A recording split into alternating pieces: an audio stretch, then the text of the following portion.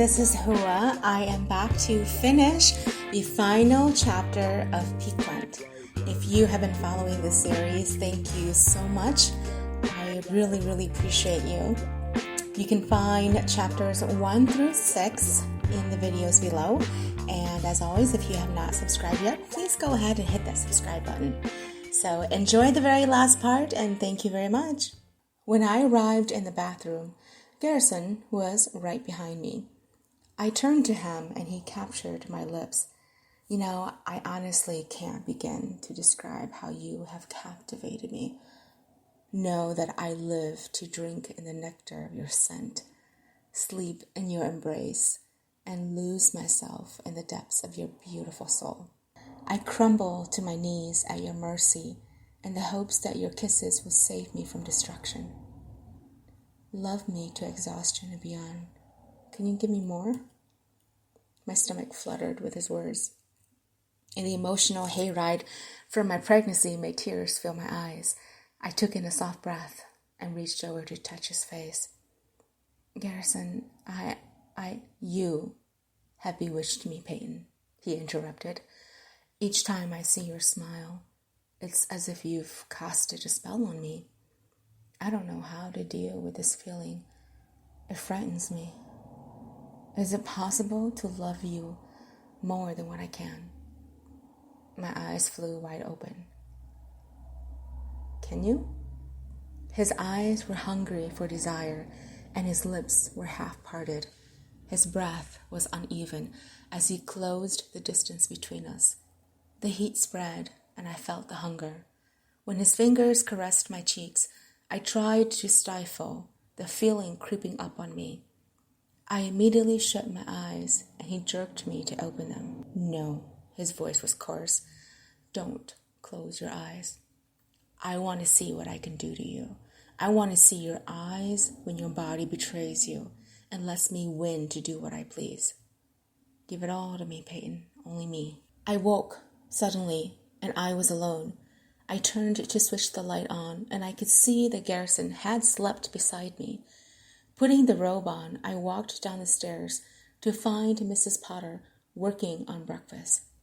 She looked up at me with a soft smile. "Good morning, Mrs. Remington," she said. "Where is Garrison?" "His father called here earlier today, said it was an emergency, and he left. He left you a note in the sunroom. Shall I get it for you?" "No, that's okay. I can get it," I said, as I began heading in that direction. Indeed, there was a note and a surprise. A dozen red roses lay on the table in single column. A smile curved on my lips as I picked up the note. "I hate to leave you, but my father called me today and requested my presence. I won't be long. All my love, Garrison." My heart kicked into a meltdown at his words. I collected the roses and walked back to the kitchen, where I found Tasha standing with her arms crossed, staring at me. Her hair was a beautiful mess of curls, and she was so well put together while I was standing in my robe. I felt jealous as I set the roses down and waved Mrs. Potter out of the room. "Seems like life of being a royal wife agrees well with you." "You seem to be glowing," Tasha said. "I'm glowing because I'm carrying Garrison's baby." Her face paled, and she let her arms fall to her side in shock. Her eyes fell to my belly, and then slowly she took a step backward. Lies. Garrison would never be stupid enough to plant his seed where it doesn't belong. I smiled. Well, obviously he was smart not to plant it in you. If that's what you're really saying, I totally agree. Her cheeks flushed red, and she walked toward me with blinding anger. I knew that look, and I knew she was going to hit me. But before her hand could fly across my cheek, we heard Garrison's booming voice. "You better not touch my wife." Tasha's hand lowered, and she turned to face him as he entered the room wearing the darkest glare I had ever seen. He looked captivating in his black suit, but his eyes were anything but forgiving. When he reached me, he put his arms around my waist. "Garrison, what do you think you're doing with this woman?" "I'm living forever with her. Can't you see the size of her damn ring? It's my love for the world that she's been claimed. Tasha let out a sob. I have never been dishonest with you. Why couldn't you see that I love you? I don't care what you are, Tasha. You were a small attraction until the real thing came along. You never gave me hope. You never saw me for who I was. Oh, and she does. She doesn't even know anything about being royal. She's an American, for crying out loud. She doesn't understand the protocol of being the English rose your father so desires. Why her? Why chose her when you could have had me? Tasha was now crying. Her eyes were now smeared black with her makeup. She looked a mess, and no longer the attractive siren who first walked in. Garrison let go of my waist and walked toward her with his eyes never leaving hers. Tasha, for the last bloody time, get out of my life. I never desired you. Never. The woman I love, the woman I want and need, is my wife. She is the lifeline that makes tomorrow better. With that being said, Tasha took one last glance at me and ran out of the house. He turned around and watched me for a few moments before opening his arms. I walked into them, and the comfort I needed filled me up. Midnight cloaked the room with its dark arms, but I was awake, and trying to sleep made my head dizzy. Garrison was sleeping deeply beside me, and as comforting as it sounded, I couldn't find sleep. I woke and found my way down to the sunroom, where I curled up on the couch. The material of it seemed to sink into me, and pretty soon my eyes grew heavy. What are you doing here? Garrison's voice jerked me up. I opened my eyes, and he was standing before me with a concerned stare. I stretched and sat up. Oh, what time is it? It's still early. I woke up and you were gone. I'm sorry, Garrison. I couldn't sleep, so I got up and then when I got here, I fell asleep. It doesn't make me feel good knowing you could fall asleep alone here on the couch and not next to me. I laughed. For goodness sake, Garrison, I'm pregnant and my body is no longer my own. Sometimes you need to suck it up and stop pestering me. Are you being hormonal or just mean? My eyes flew open wide. Mean? You thought that was mean? A smile curved his lips. Well, yeah, for 3 a.m, yes, you are being mean. Life was content. I was finally in a place where I could wake up with a smile on my face and know that I belonged. I had a man who loved me above all else. I had a life growing inside me. I had the world at my fingertips. I didn't think I could want anything else. I had more than I deserved. But life had a funny way of turning backward. Just when I thought everything was going great, news came knocking on our door. Andrew showed up late one evening, wearing a navy blue suit that made me wonder how it was possible that Garrison's mother could not love him. But the look on his face told me it wasn't good news he brought. I'm not sure where to begin with this, so I will just flat out say it, Andrew said. Garrison reached for my hand and held it tight. What is it? The British militia is in need of a general to overlook their Tokyo branch. You know you have the background. They selected you, and you're to report to duty first thing tomorrow morning. From there, you will be flown to Tokyo for debriefing. My heart dropped. What? Can't someone else go?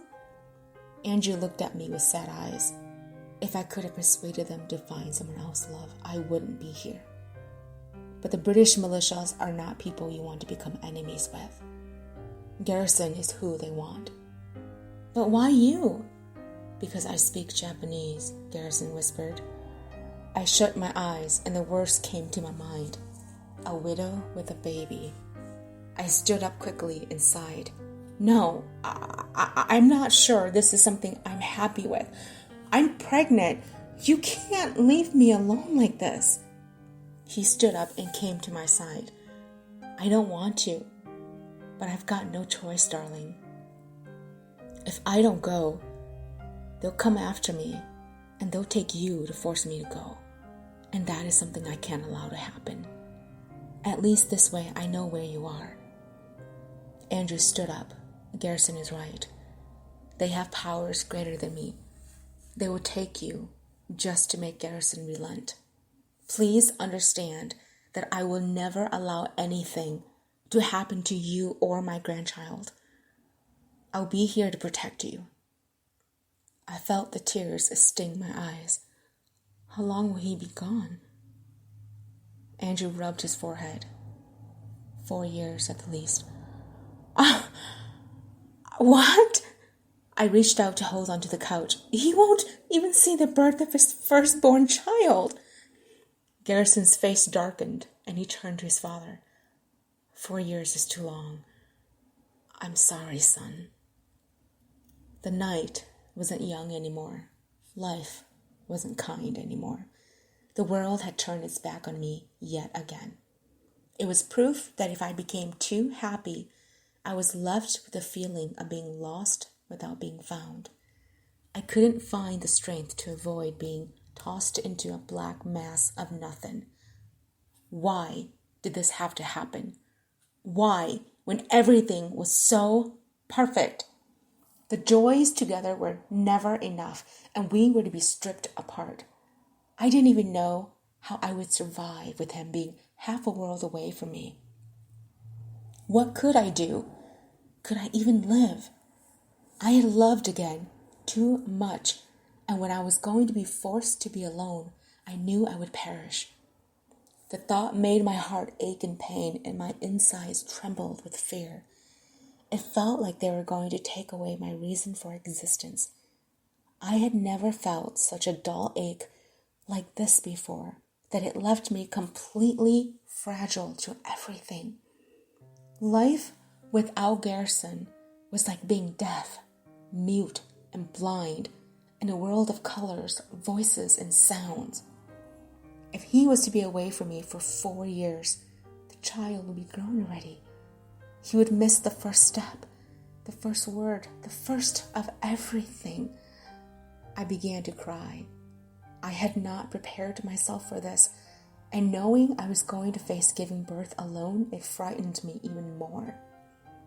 Strong arms wrapped around me and pulled me close. I could hear his husky breathing, his hot breath on my ear, and felt his lips on my shoulder. We stayed wrapped like that for a long time without speaking. When I finally turned around to face him, I saw the pain and torture in his eyes. It was killing him too.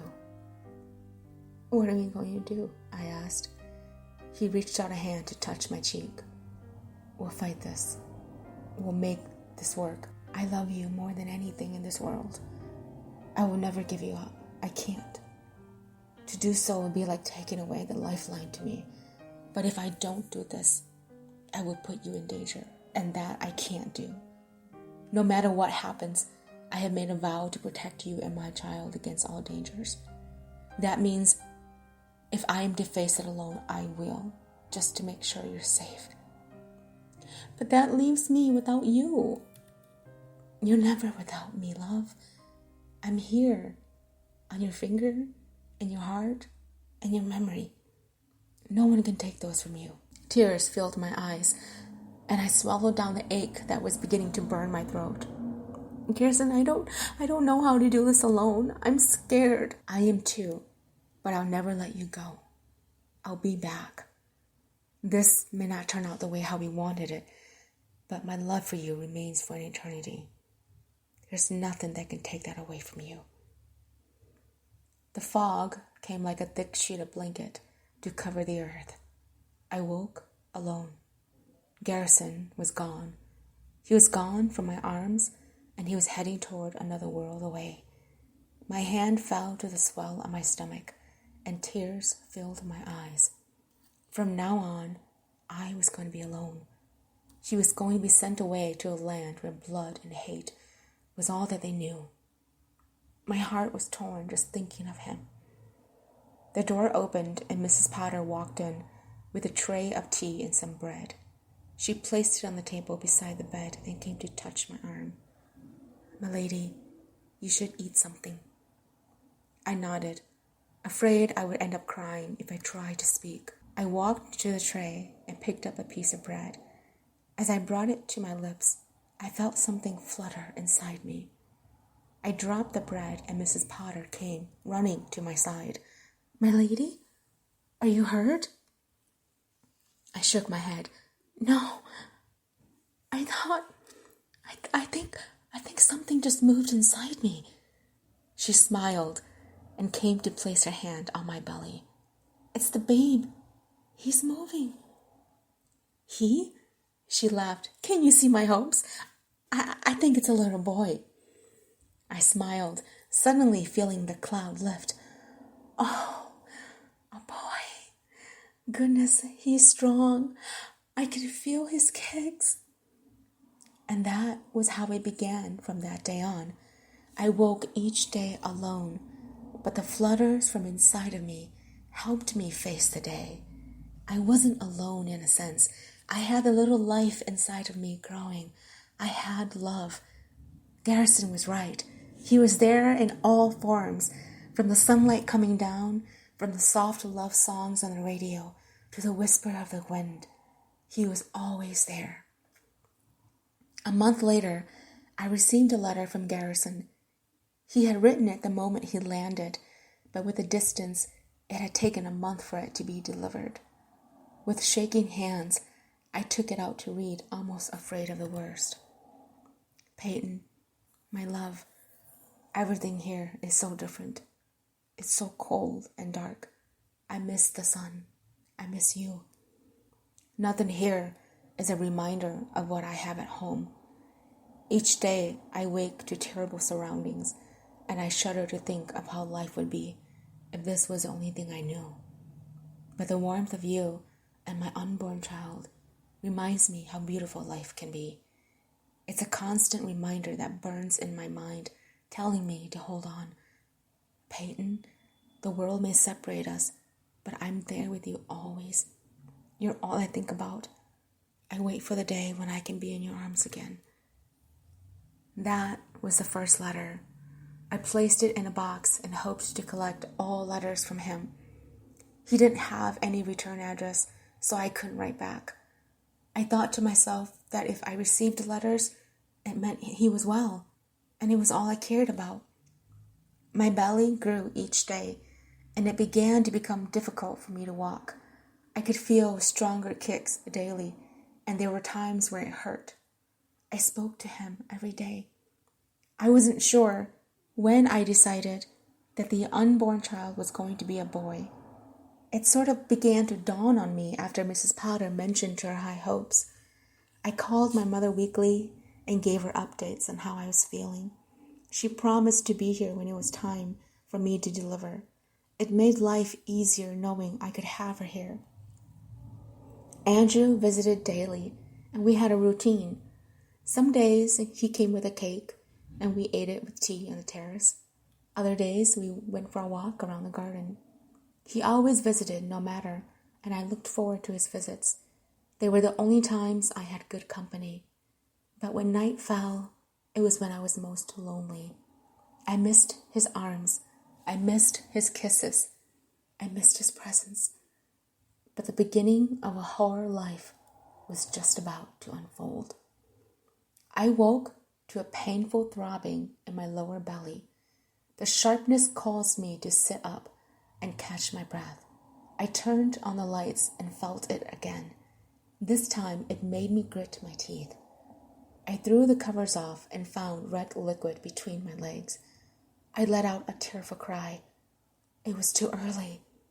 The cry woke Mrs. Potters, and she came rushing in. "Let's get you to the hospital. I've called Master Remington. He's on his way here," she said as she helped me up. Another pain shot through me, and I crumbled to the ground, gasping. Mrs. Potters took my arm and helped me up. My legs were refusing to walk. My vision began to blur, and I felt another pain pass through me. This time, it felt like it almost ripped me apart. I let out a scream and felt my heart pound against me. "My lady, please, let's move you downstairs," she said. "I can't move. You'll need to get help." She looked at me with fearful eyes, and then she nodded. "Okay, you wait here. I'm gonna go call for help. Don't try to get up. You might fall."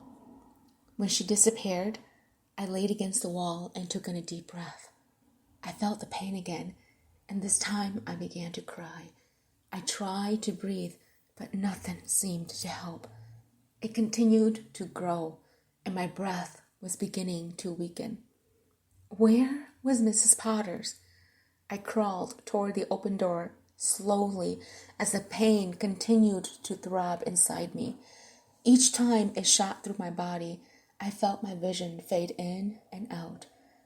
I reached the open doorway and saw Mrs. Potter's running up the stairs. I smiled at her figure, and the vision faded. Darkness swam around me with a stench that made me gag.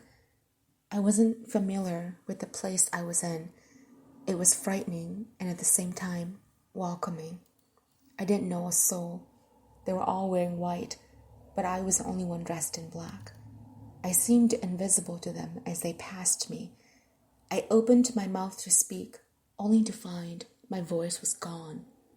When I reached out to touch one of the passers-by, my hand went right through them. Confused, I brought my hand to look at. That was when I saw the bright light shining in front of me, and I heard someone calling my name. I began stepping toward the light. "She's regained consciousness," a voice said.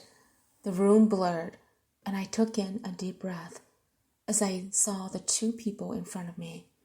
A man, dressed in blue scrubs, and two women in white scrubs were before me. My chest hurt, and I was dizzy. "Lady Remington?" "Can you hear me?" the man asked. Lady Remington? I ignored the name and tried to focus on the faces until they were not spinning. Every part of my body ached. "Where am I?" I asked. "You're in the hospital." "Hospital?" "Yes, you're in the hospital.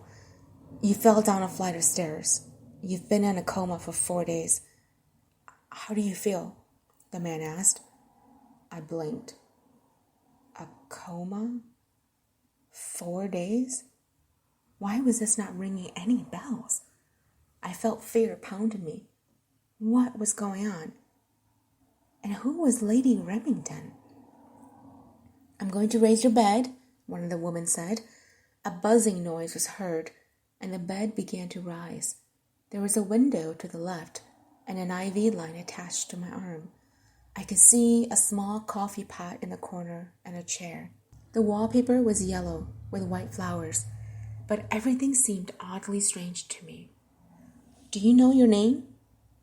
I dug deep into my mind and came up empty. All I saw was a black screen with loud buzzing. Nothing came up to mind. I stared at the faces looking at me and didn't know what to say. "Do you know your name?" the man repeated. Quietly, I replied, "No." His face straightened and he touched my arm. "Don't you worry. It will come back to you. You've just regained conscience. Everything will be fine." Fine? I watched as they walked out, and I looked around the room, wondering what had happened. Why couldn't I remember anything? What was my name?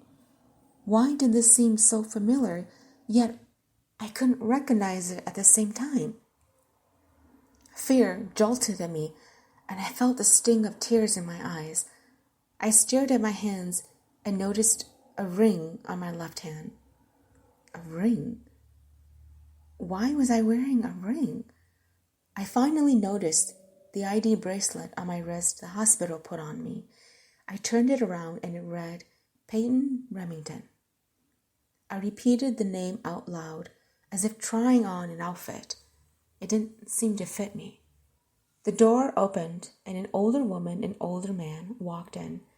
They had very concerned expressions on their faces, but I couldn't figure out why. Were they hospital staff members? The woman came up to me and threw her arms around me. I froze as she started to cry. The man stayed behind and stared at me. His eyes were so dark that it almost burned into me. Why were those eyes so familiar? And why was the woman hugging me? And why did her embrace feel like home? She pulled away and cupped my face. I was so worried, she said with a tearful plea. It's great to see your eyes again. I stared at her with frustration, not knowing who she was. Who are you? Her smile faded, and she turned to glance at the man in the room. He came forward to us, gently took my hand, and rubbed his fingers over my knuckles. Peyton, you've been in an accident. You were in a coma for a few days. Can you remember anything? I shook my head slowly. No. The woman touched my face. Peyton, what do you remember? Nothing. She started to cry. Peyton, I gulped. What happened to me? You were in labor. You fell down a flight of stairs and hit your head against the glass table. You took Mrs. Potters down with you. She's fine. A few cuts and bruises, but you took the brunt of it, the man explained. I was in labor? I asked. Your son is doing well, the woman explained. I shifted my gaze to her. What? You delivered a healthy baby boy via C-section. He's in the nursery. He's gorgeous. I don't understand. This is all confusing for you. Why don't you rest? Garrison has been notified, and he's on the way home. The military has released his duty on account of your accident. Who is Garrison? Your husband. All I saw was darkness, even when awake. It was quiet. I was suffering in a world where I had no idea who I was. They were calling me Peyton. I didn't even like the name. They told me I was a mother to a boy. Did I even like kids? And my husband Garrison, who was he? Did I love him? I was lost, and everywhere I turned, there was no way out. The darkness continued to consume me. It hurt to be awake. It hurt to be asleep. Everything hurt to the point of exhaustion.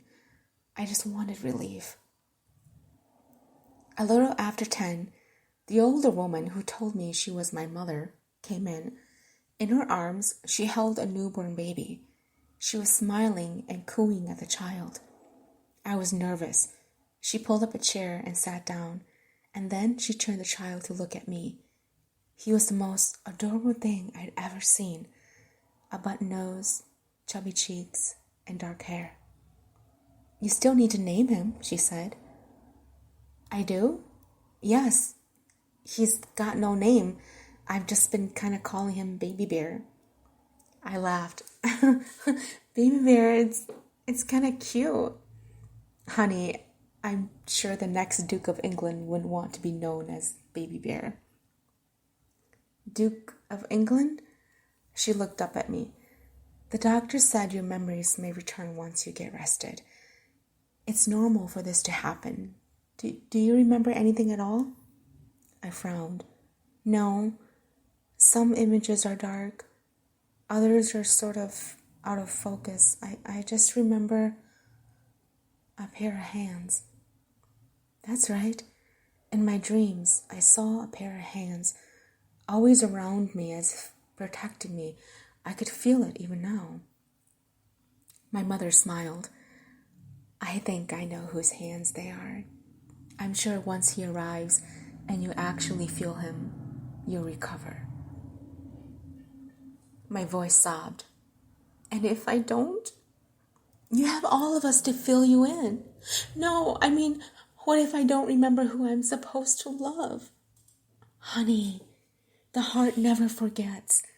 The mind may be muddled, but the emotions the heart felt will live on. You don't need to be frightened. When Garrison arrives, one look at him and you'll be right back to your same old self. I stared at the baby. Can I hold him? Of course, he's yours. The moment the baby was in my arms, I began to cry. I didn't know why.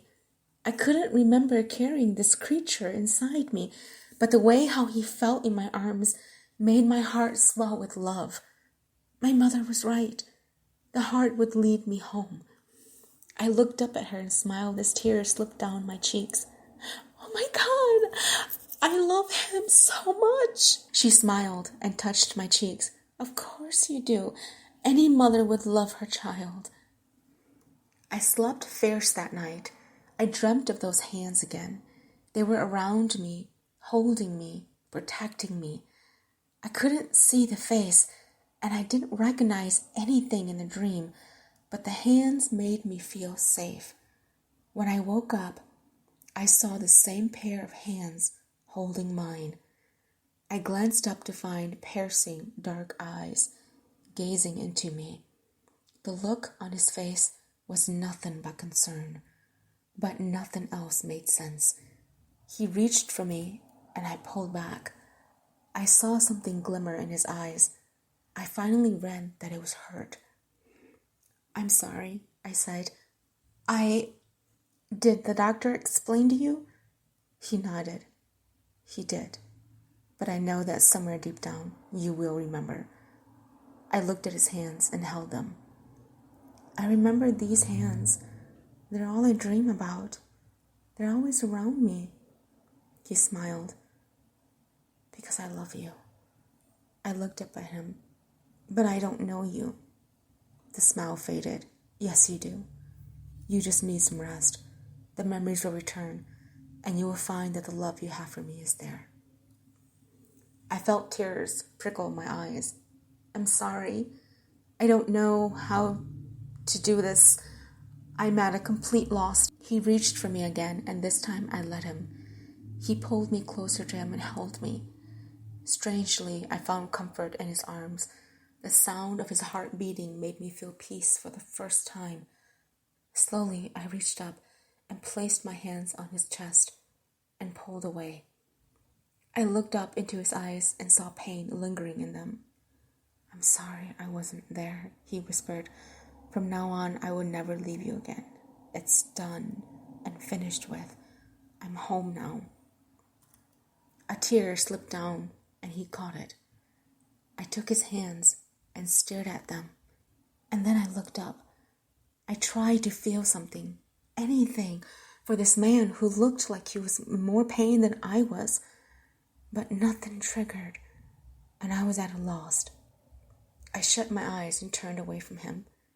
I can't do this. I can't remember anything. How am I supposed to continue with this life you love so much? I asked. He turned me around. Look, we'll start slow. In time, your memories will return.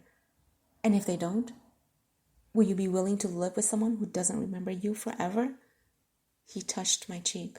Yes, because I love you more than anything. I won't give you up. I'll be here. The world as I knew it was over. This new world involved doctors telling me that I may never regain my memory. There was a black hole each time I tried to open up my mind to think. Nothing came out except pain and a blinding light that left me dizzy. There were bottles of medicine for me to take, and by the time the day was over, I felt exhausted and drained. The only thing that kept me going was the love of my son and the man who had promised to never leave me. True to form, he never left my side. He was there when I woke to when I closed my eyes, but my heart still found no feeling of love toward him. It was like an empty book full of blank pages.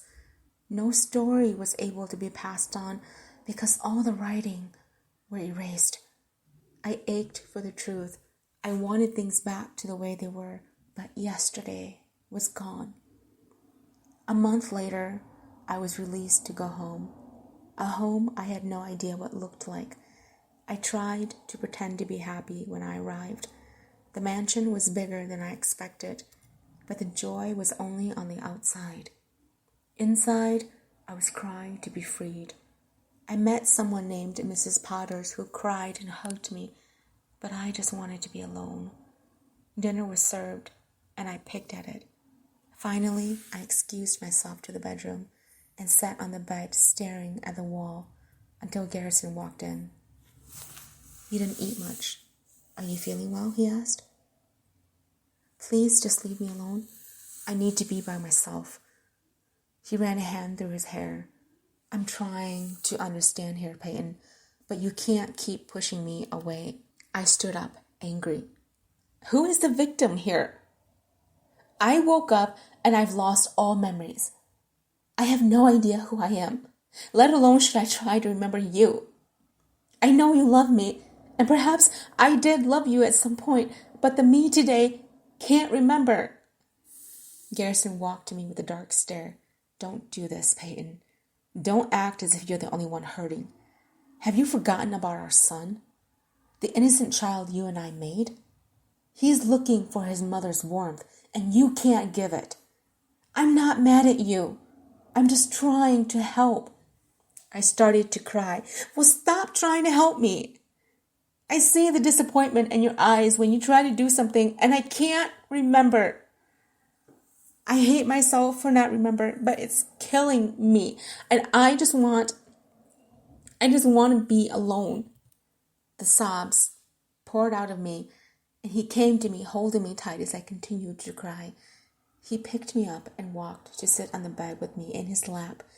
He caressed my cheek and my back and kissed the top of my head. All gestures that I must have loved once. I nearly died when I heard the news. All I wanted was to be able to be here. And when I saw you lying there helpless, I wanted to break apart the world. The thought of being without you is like the world without light. What would happen to me? How would I face the world without light, without the one thing that truly mattered to me? He said, his voice thick with emotions. I wiped my eyes. Did I love you passionately? He laughed. Did you love me? Baby, we are inseparable. I hope that I can remember, because it must have been really nice to have loved you. Smiling, he leaned in to kiss me, but I turned away. He took a hold of my chin and gazed into my eyes.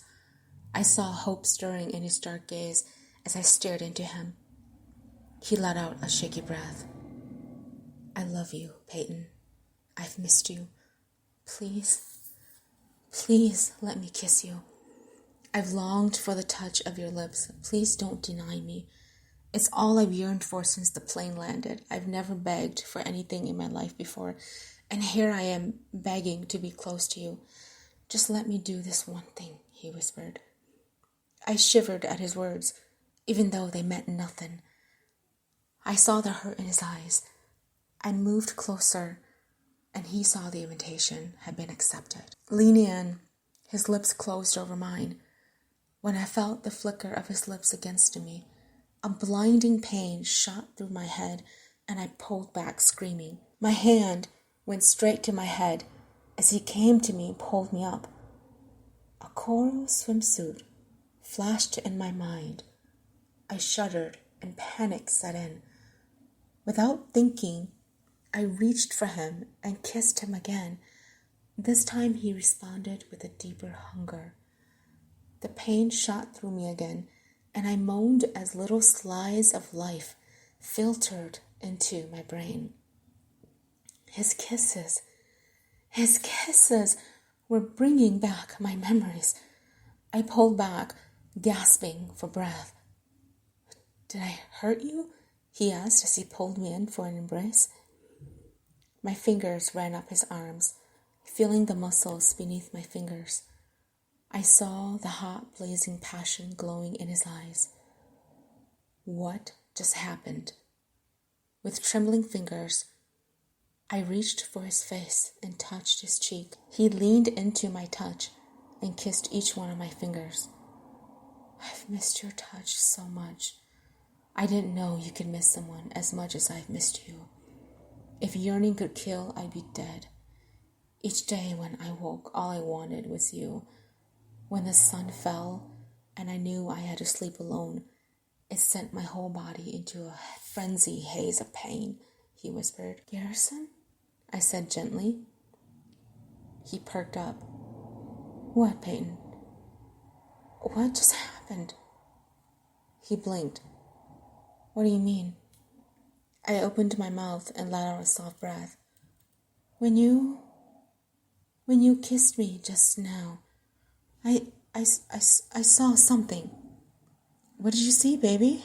I thought I saw a coral swimsuit. His lips broke into a smile. A coral swimsuit? I'd kill to have that on you again. Frowning, I replied, Why? It's what you were wearing when we met. Do you mean to tell me that you're seeing memories when I kiss you? I nodded. He laughed and threw his arms around me. I can help you with that. Do you trust me? I pulled away and nodded. He reached for me slowly, and his lips touched mine. It felt like a knife slicing through my brain at first.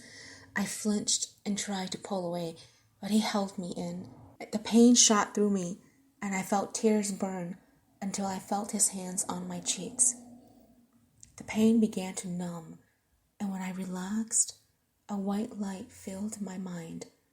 My heart began to flutter with an emotion that made my chest expand. I saw hands entwined together, lips brushing against my cheek, a tender voice speaking about love. I gasped as I saw bodies joined together at the hips and breaths escaping in the night. Shuddering, the memories continued to explode inside me. A man, not Garrison, but a man who was with a pregnant woman. My mother, holding me as I cried, an accident that left me in the hospital. Tears stained my cheeks as I recounted the vows Garrison spoke, and then suddenly I saw a hand reaching out to me. I took it, and like a person emerging from underwater, I breathed for the first time as my mind filled with the memories I thought I had lost. I didn't know how to make of it. One moment, the doctors told me my mind was gone. The next, it was like nothing had happened. I remembered that night. Trying to go after Mrs. Potters, I tripped on the stairs when an alarming labor pain merged from within. I lost balance and fell down the flight of stairs, slamming my head into the corner glass table. The one evening that left me in a bind where I was neither alive nor dead. It haunted me still. It made me wonder what I would have done if I hadn't been able to find my memories. Garrison. The one reason everything made sense was because of Garrison. He was the angel he had promised to be and more. He never left my side. I found out that he hadn't even slept a wink since returning home. For the few days after I recovered my memories, he and our son slept like no tomorrow. Our son. It was still unbelievable to say that word. I was a mother. I couldn't stop kissing my son. He was the next best thing in life. At one point, I thought I had lost everything, but I was beginning to realize it was the start of everything. With the birth of our son, Miles, life was going to be perfect. That evening, when I was in the bathroom running the water to shower, Garrison came in and shut the door. I turned around to watch as he dangled from his fingertips the coral swimsuit that my mother had given me. I laughed as he wrinkled his eyebrows. You want me to wear that? I asked. Would you? I love it so much. It's the only thing I begged from your mother. Shocked, I asked, Oh my God, you begged my mother for this? You didn't think she just wanted to give it to you, did you? I laughed. I thought she gave it to me because I was her daughter. I mean, she said so with such conviction I believed her. No. She couldn't bear to tell you the truth that her corny son-in-law wanted it handy for for those times when he felt he needed to replay the moment he met the woman of his dreams. I reached for the suit. Really? Yes, really. Now, shall we play? Thank you so much for listening to this series of Piquant. I hope that you enjoy the story. And again, if you have not subscribed, please go ahead and do so. Catch me in the next episode. Thank you.